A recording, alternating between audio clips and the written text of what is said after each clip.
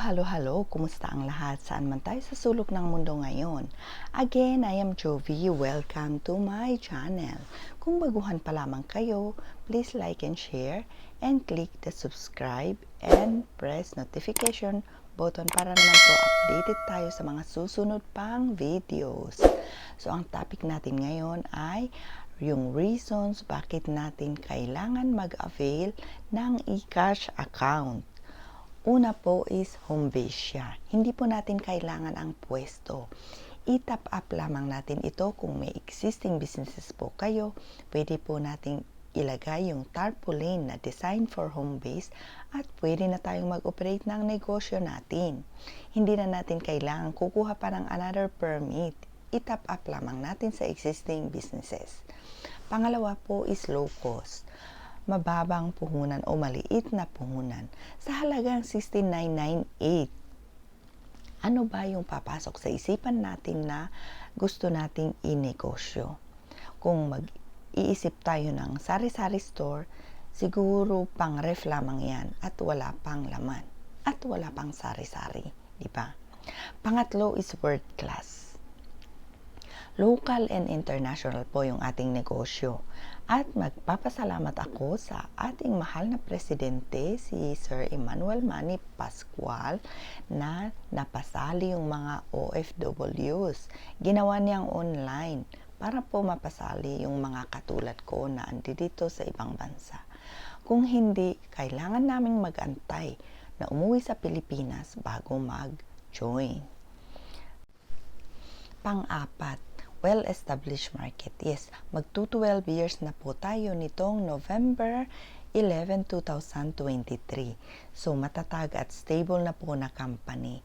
Nalampasan niya yung 5 years na risk stage niya. Panglima, easy to set up. Cellphone lamang po ang gamit natin at natututunan po ang lahat sa pamamagitan ng free trainings na binibigay ng ating mga mahal na mentors. Wala pong pinipili ito kahit po walang experience. So, no experience. Tambay, estudyante, negosyante, empleyado, OFW, nanay na nagbabantay sa kanyang anak sa bahay, pwedeng-pwede. Bata, matanda, may edad, yung mga bata, at least 18 years and above. Para naman po legal yung natin. Dahil po legal yung negosyo natin, at least at legal age po yung mag-join. Pang-anim, combination of businesses. Lahat po ng services katulad ng loading, remittance, insurance, bills payment, ticketing, travel and tours, online shopping, ferry booking, yung online shipping, mapapa sa inyo po. Napaloob po dito sa eCash account na kung saan one-stop shop po tayo. Pang-7, portable. Bit-bit po natin ang ating negosyo. So, kung nasa labas tayo ng bahay, hindi na natin kailangang magmadali na babalik sa bahay para mag-transact. As long as meron po tayong malakas na data o internet. So, negosyo ang pinag-uusapan natin. Dapat laging handa tayo. May load yung ating cellphone. Kung wala naman, pwede tayong mag-load ng sarili natin, maka-discount tayo. Kung mag-load tayo sa ibang tao, makatulong ka pa, kumita ka pa. Diba? Kung mag-i-book mo yung sarili mo sa booking ng ticket sa airline, makatipid ka or maka-discount ka. Kung i-book mo yung ibang tao, makatulong ka, kumita ka pa. Diba? Pang-8, guaranteed fast ROI. Bakit sinasabing guaranteed fast ROI? Meron po tayong freebies na balik puhunan once po na mag-franchise tayo.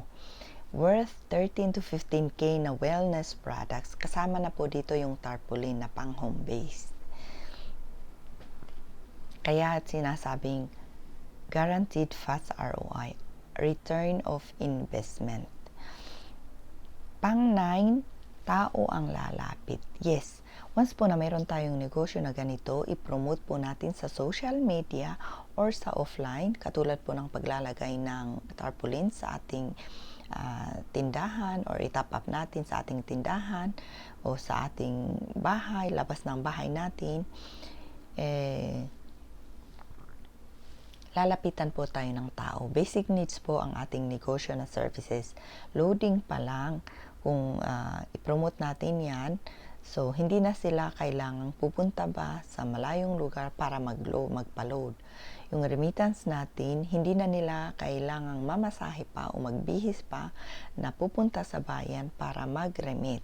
So pwede na nating tulungan sila. So, di ba? Convenience po ang ating negosyo. Hindi napapanis ang pang-10. Tama.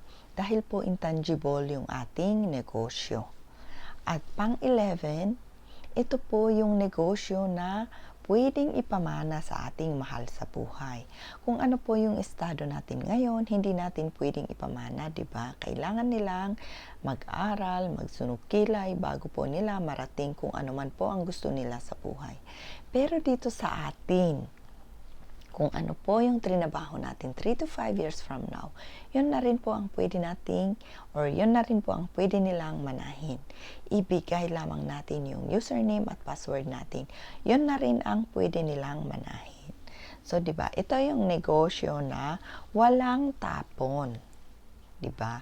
So, kung nagustuhan ninyo, message me po directly via Messenger. Ilalagay ko po yung aking Facebook account. At comment, tapos ko na. Para naman po alam ko na natapos ninyo ang video na ito. So, any question, please comment below para po gagawan natin ng panibagong video. Thank you and God bless everyone. Thank you for watching.